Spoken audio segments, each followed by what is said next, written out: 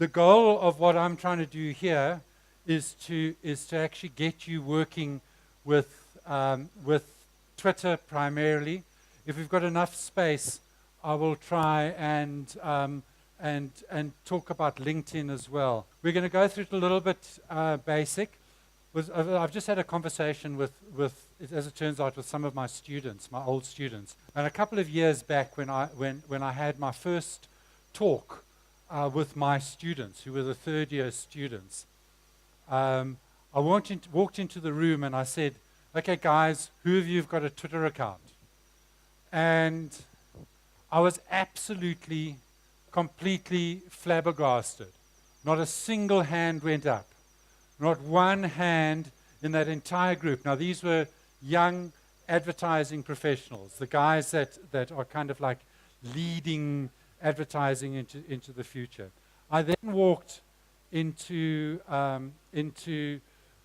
presentation, and it was a presentation I'll never forget, for Standard Bank student loans. And in that presentation, the guys went all through their stuff, and I got to the end, and I thought, when is somebody going to talk about mobile? Surely we're talking about students. Isn't there going to be a mobile solution in here? And I went through and I went through and I went through, and I went to the end of the lecture and the marking session, and I went up to the door on the outside, and I bashed my head against the door on the outside because it just wasn't happening. It didn't happen at all. The interesting thing is that of that class, almost every single one of them is in digital advertising at the moment. They all converted, they all understood, they all took up the process and went forward. I put this little screen up a 293 seconds ago, okay?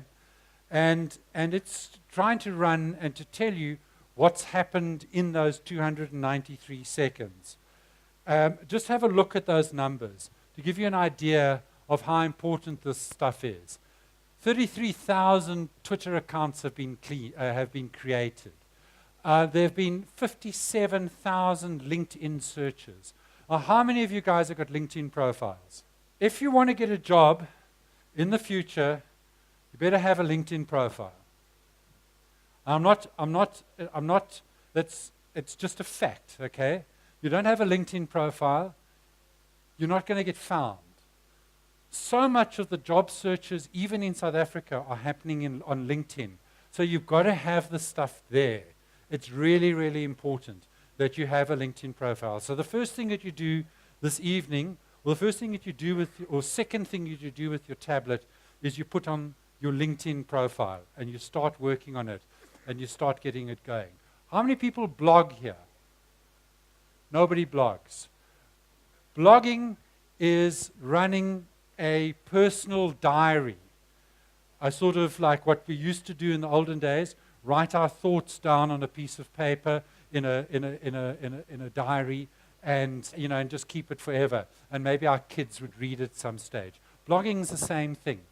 Okay, you use a program called a blog, and it's a chronologically ordered website. If you use blog programs like Blogger, take that down, Blogger, Blogger. Blogger is run by Google.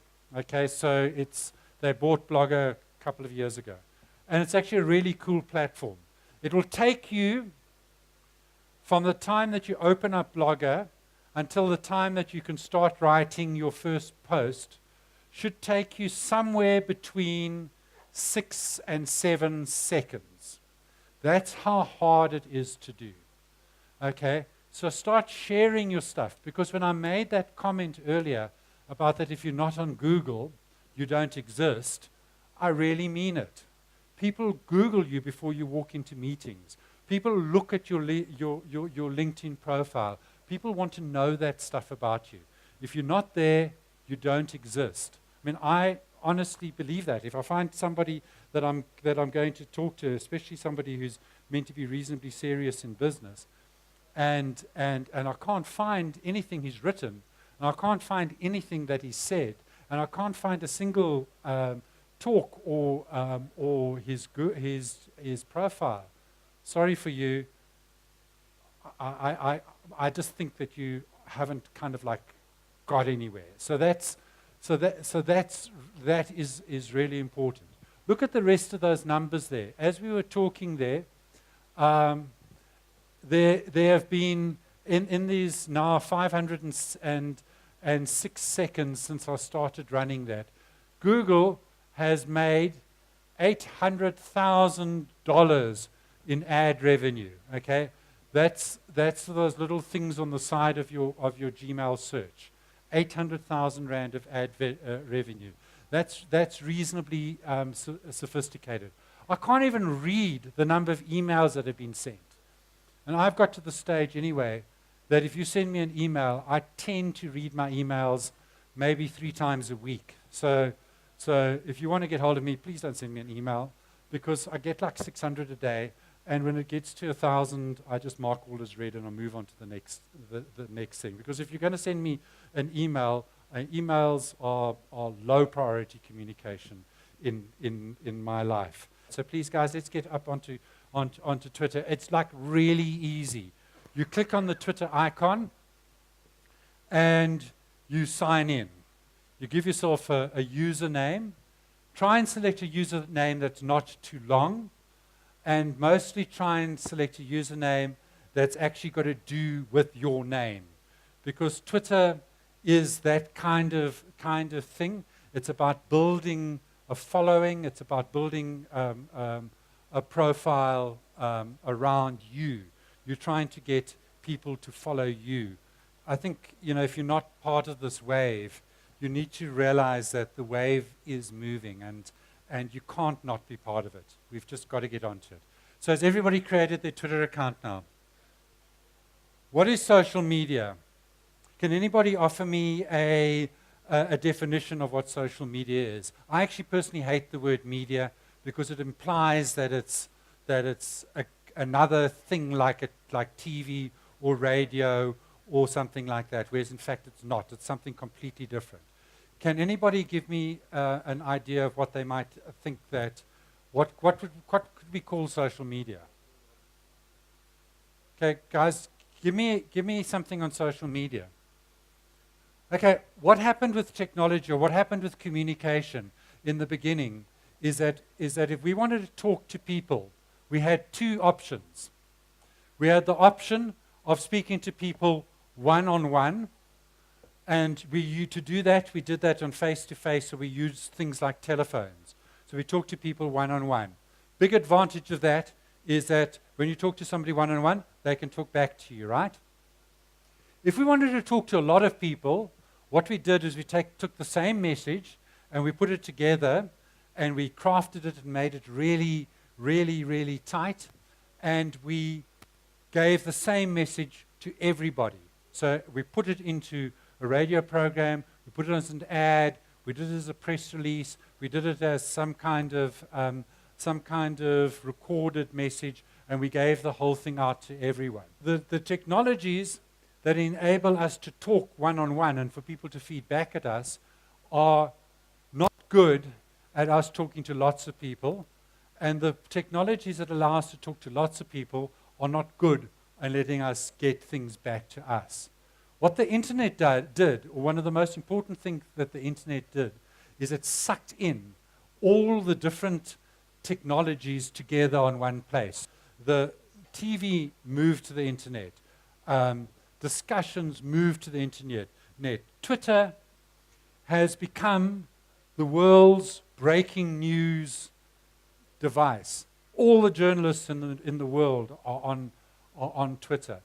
The next step of that interaction part, where people started talking back, was that we got to the realization that actually the key way that we spread messages or ideas, and every one of us in this room is in the business of selling ideas or spreading ideas. We want to spread ideas of one sort of another, that we like this thing or we don't like this, or we want to do something else, or please come and join here, or please come and sell your stuff to me, or I don't want to deal with you. All of those things are are really what social media is about. So we got from a stage of broadcasting, me talking to all of you, to a point where you could talk back in an interactive field, but the key stuff now is what you do when you talk to each other. And modern marketing and modern buying is all about how we are part of that network, the network below normal communication, and that's what social media is. Social media are all of those abilities to connect one to another.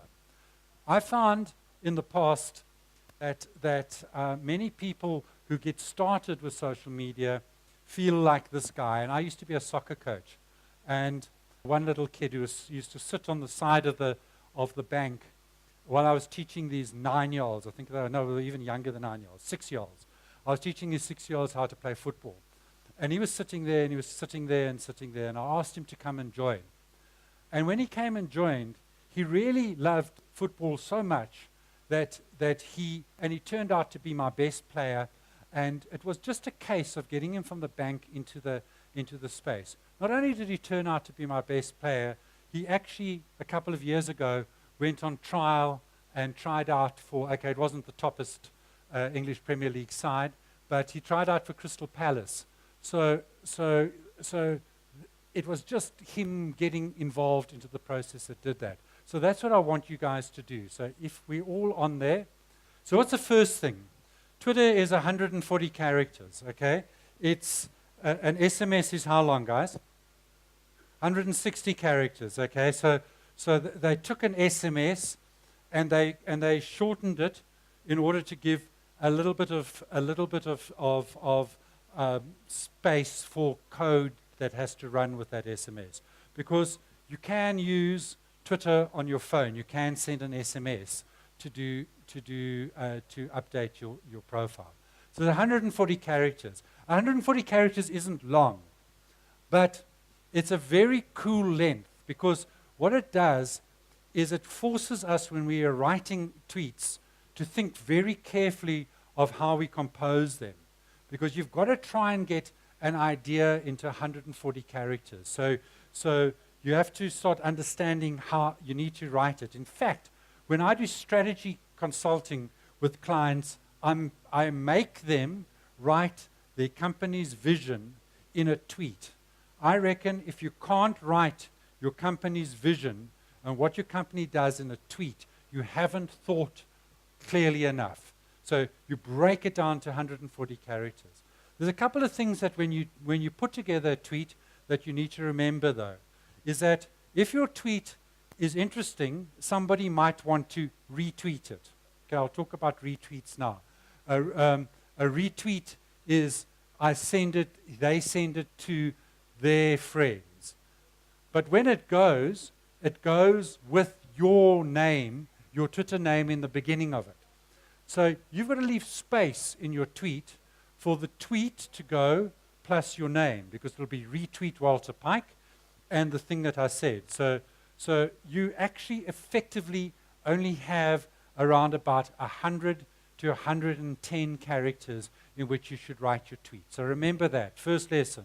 Don't make your tweets longer than 110, maximum 120 characters, because you want them to be retweeted for a whole lot of reasons. In Twitter, every name is, when you talk about somebody and you want that person to receive the information that you have been talking about them, you put an @ sign in front of their Twitter name.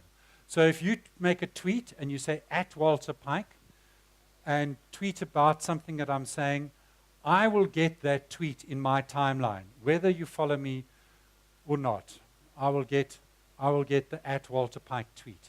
So that will make me do a whole bunch of things. One of them is I'll read it, so you'll have made some contact with me. But also, I might follow you back, because I might think, well, this is a really nice person.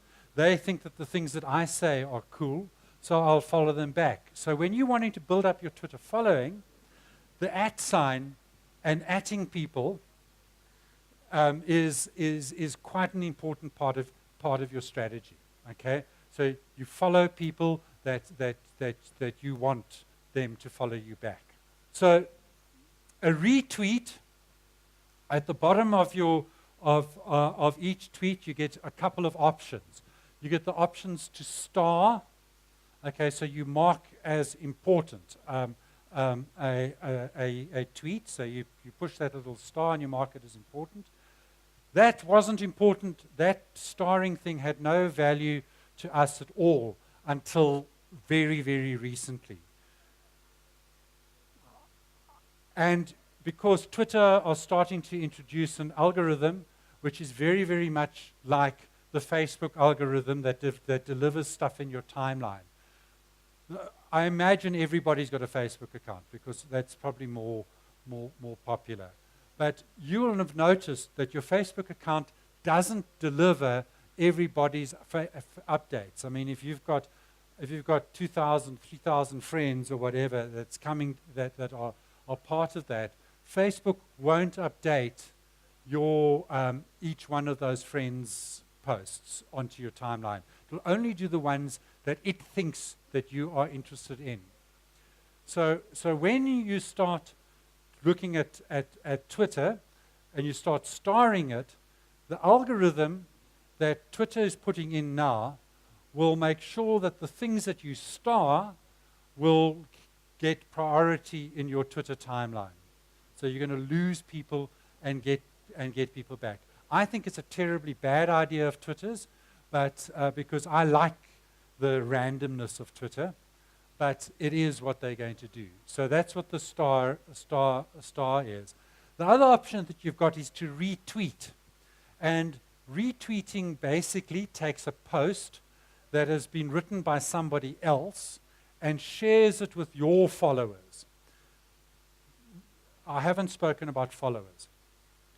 Twitter will allow people, anybody who wants to follow your updates is allowed to follow your updates. So just click the button that says follow, okay? And they will get all the things that you say. You have no choice about that. You can't make yourself in sort of an incognito mode, but that has very little value unless you're using Twitter as a closed communication group. In other words, unless you want to have private conversations within a company or football team or something, and you close it off so that nobody else can see what you're saying. Other than that, it makes no sense to make it private. So anybody sees what you write. But each person has got their own followers. So I mean, I think I've got about I can't remember, about 7,500. And if I write out a tweet, it reaches those guys. But obviously, that's not the whole Twitter universe. If any of those people who like what I say, they will then retweet. And you'll see on the Twitter program, it's got like little arrows that allow, it says that you're retweeting it. And you'll also see that when the message comes across, it will say RT, at Walter Pike said this thing, and it will go out in that way. You've got a couple of choices with retweeting. You can retweet to your followers only.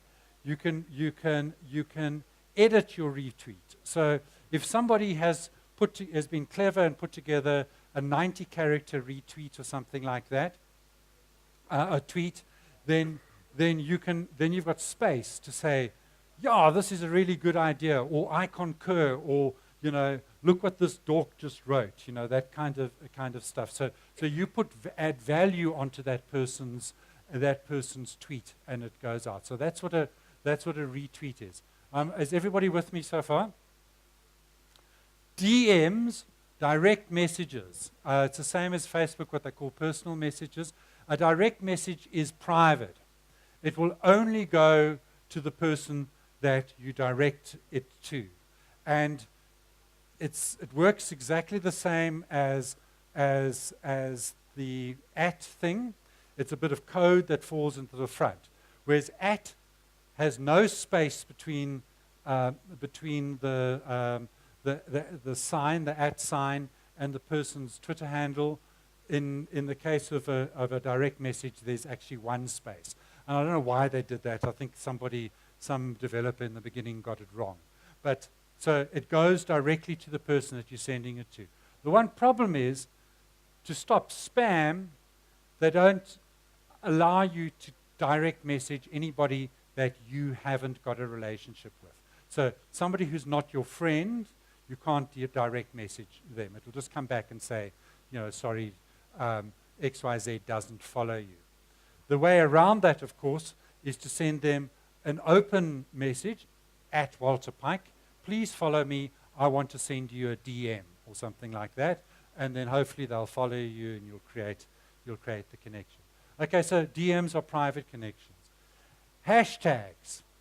Hashtag is actually something that happened by accident. When Twitter first started, there was no such thing as a hashtag, and some company along the way called themselves Hashtag, and they started the fashion of putting this little pound sign in front of a keyword. Now, hashtags are absolutely vital in the way that we understand Twitter and the way that we use Twitter, because hashtags create a community around a specific topic without forcing us to follow every person that's interested in that topic. So, for example, if say OR Tambo ran a hashtag ORT, and you could follow that hashtag. So what you do is a Twitter search, and you'll see on your Twitter program there's a little magnifying glass, the thing for search, and you search hashtag ORT. Now I don't know if that thing exists, but it would be good if it did. And then while you're at OR Tambo, you're following the stream of the announcements and things that are going on at OR Tambo. When you leave, you no longer follow that hashtag, and it disappears into oblivion, or as far as you're concerned, it disappears into oblivion. So here our hashtag is Perco SA 2014. It's quite a long hashtag, so it's going to take up quite a lot of your tweet. So you now have to still fit that in with your tweet and still leave still leave space for us for space for retweets. Okay, so you still have to make your thing shorter. But hashtags, does everybody get hashtags now?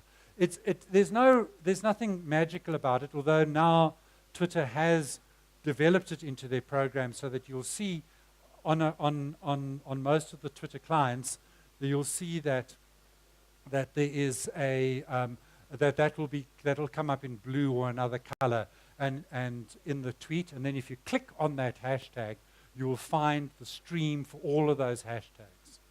Okay, so yeah, now and that has massive advantages for marketers and masses of advantages for people like me, because what I do is I track those conversations and I try and understand what it looks like around that hashtag, who's involved, who cares about the hashtag. Okay, everybody got that? I mean, that's how simple Twitter is. Easy. Okay, when you're setting up your profile, try and get a name, because that is your own name, but I know it's a bit hard these days. But try and make your name reasonably short. So if your name is Arnold Schwarzenegger, and you've taken up like 90 characters with your name already, it limits your ability to deal with Twitter. So try and not do that. Try and keep it as reasonably short, but try and keep it personal. The next thing, because Twitter is actually mostly about people, make sure that you have a profile pic of you on Twitter. Okay, so it's your face, you're recognizable. If you put a picture of you in a group of people, try and make sure that the picture is with you in the front of the group or something, so people can identify who you are. And I'll tell you a story about that. I was talking to the management of Doppio Zero the one day, and I was trying to get them interested in understanding how social media works. And I set up a Twitter stream, a searching for the word Doppio. And as it turns out, just really, really luckily, somebody in the Doppio restaurant in Rosebank put out a tweet with a picture of the menu and says, these guys say this is a gluten-free menu, and it isn't. Look at the ingredients, because they listed the ingredients in the thing. So as it appeared onto the screen, I thought this was a golden opportunity, and I said to the management of Doppio, okay, what are you going to do now? And I said, oh, well, you know, bloody idiot, he doesn't know what gluten-free really means, etc., etc. I said, no, guys, you know who this guy is. You know which restaurant he's in, because he tweeted it. You know what he looks like. Send your manager down to explain to him what a gluten-free, why your thing is gluten-free, and offer him a free cup of coffee. So sure enough, 2 minutes later, the manager of the restaurant went to this guy and offered him his coffee and explained to him what the gluten-free thing was about. The net result was the next 5 tweets that guy put out was about how fantastic Doppio are, how quickly they picked up on his issues, what gluten-free really is, and how it works. So they managed to turn something that was really negative into something that was really positive. Which also brings me to another point, is that if you're running your social media or your Twitter in a corporate context, you've got to be able to react immediately, or to be able to understand stuff that's happening immediately. And that comes how you use your search function, or you use online reputation management tools, etc., etc. But I don't think, unless we have time to discuss that, that's really important for me to cover now. The next important thing about your profile is your description. Now, many people pay too little attention to their description. Your description is, in fact, the most important bit of copy probably in your social media existence. Because what will happen if you're trying to build a following behind you, in other words, people who care about what you're trying to say, they are going to see that you've said something smart or something clever, or that you look like quite an interesting guy, and they're going to go to your profile. When they get to your profile, they're going to read who you are. If you've missed the opportunity to explain who you are, then they will have moved off. And you know, according to that video of Eric Coleman's, the average person on social media has got an attention span of 7 seconds, or 0.7 seconds, whereas a goldfish has got an average attention span of 0.8 seconds. So you're going to be lost. Never allow yourself to get lost, okay? And then build your background and your background picture also to be part of your understanding of who you are. Twitter is not much use without followers. So before you start trying to get followers, and I'll tell you how to do that now, before you start trying to get followers, what you need to do is to make sure that you are somebody worth following. And you do that by tweeting. Okay, so you set up a whole bunch of tweets so that when somebody comes to your account, they see, okay, she follows 3 people and she's got 0 followers, but would I like to follow this person back? And they will follow you back if you've got decent content. And decent content is not, you know, I brushed my teeth this morning. Decent content is something relating to the reason that you're on Twitter. And for most of us, it's something to do with our personal or our professional profile, something that we're trying to spread. So we try and do that. The next step is the best way to get followers then is to start following people that we care about, or the kinds of things that they say that we care about.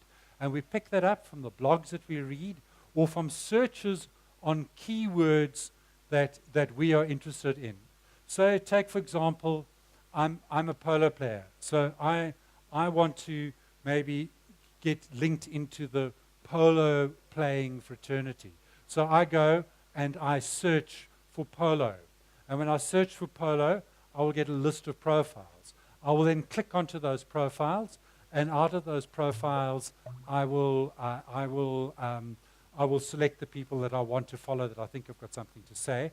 And then when I follow them, the chances are that they will follow me back, because it's like a sort of an unwritten bit of etiquette almost that you follow people back. I mean, I don't follow everybody back. I only follow the people that I think have got value back. Okay, so you start first populating your profile with content.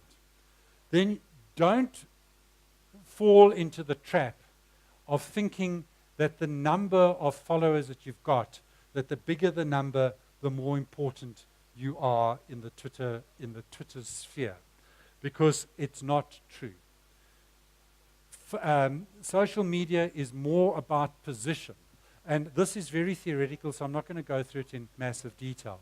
But it's more about position, is what role do you play? So sometimes I've asked people, who is more important? A person with 10 followers or a person with 10,000 followers?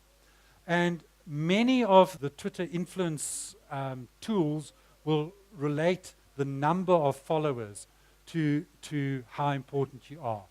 But it really actually makes no difference.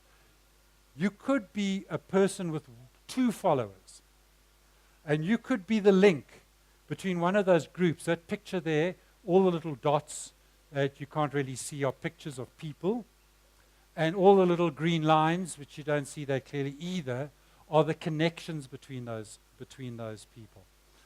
So you'll see some quite interesting things there, if you could see it in detail, is that in this blue thing with the 2 crescents, there's a person just north of the central crescent where all those green lines go to. Do you see that?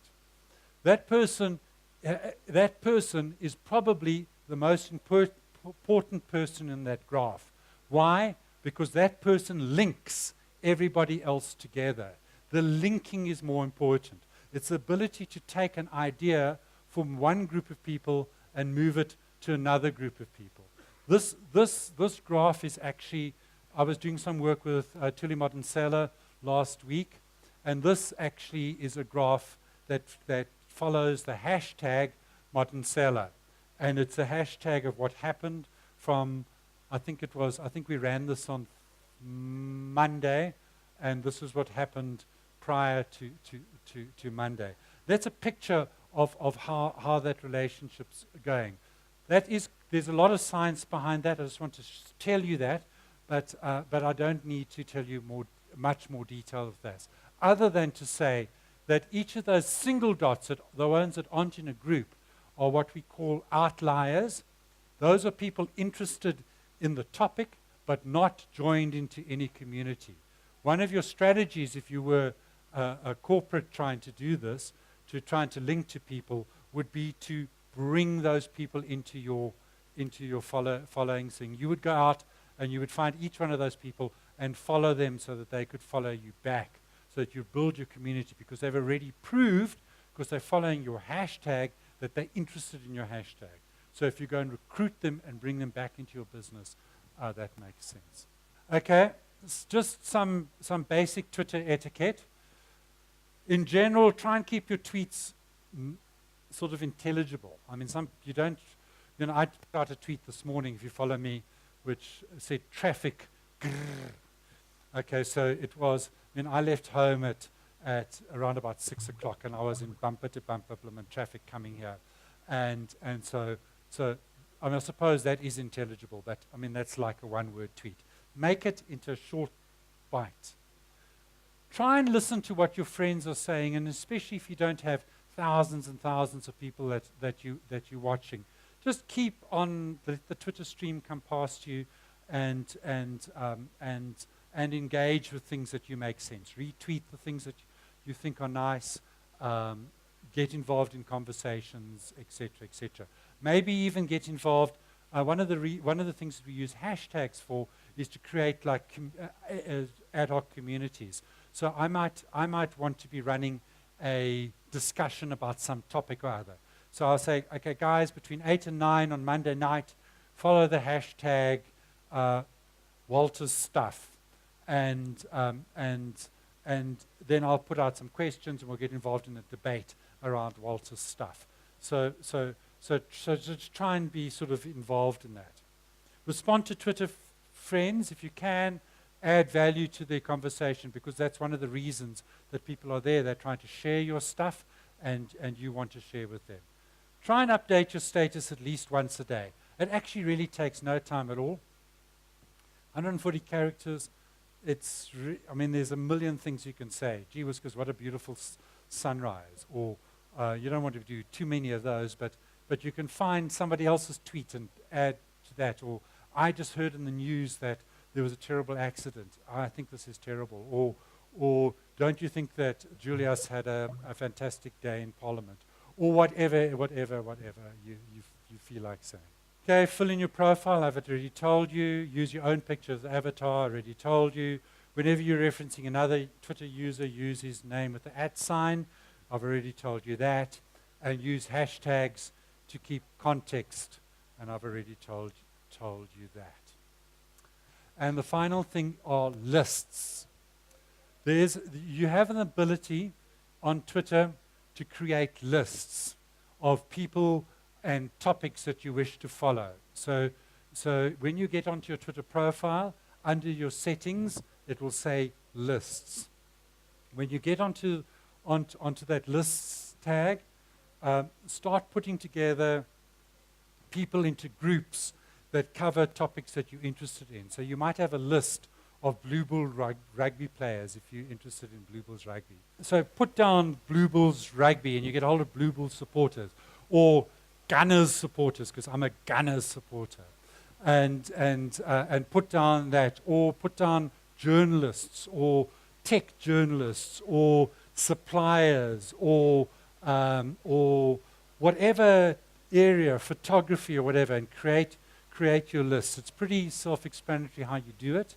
And if you don't know, kind of get onto Google. Okay, we've got a couple of seconds left. I hopefully have given you an overview. What I'd like you to do for the rest of this conference is, when you're watching people speak and something comes out of that talk which is interesting, write it down. Walter said, @Walter Pike said, that the world is going to change, or augmented reality is the next big thing. Write that down, put the hashtag on it, and let it get out there. Okay? It'll do good for Perco, because it will upgrade Perco's profile. It'll be good for this conference, because it'll get the hashtag trending, which means that people will say, I wonder why it's trending, and I'll come to listen to it. And it'll also give me the ability to spread the things that I say to a bigger audience. So I'm speaking to 400 of you. Each one of you have got 200 followers. If each one of you tweet the things that I'm saying, I'm looking at I can't do the maths. Who's the maths guys here? But I mean, thousands and thousands and thousands, and maybe even tens of thousands of people that my message is getting out to. And that's really cool. And I really like it when I can spread my message.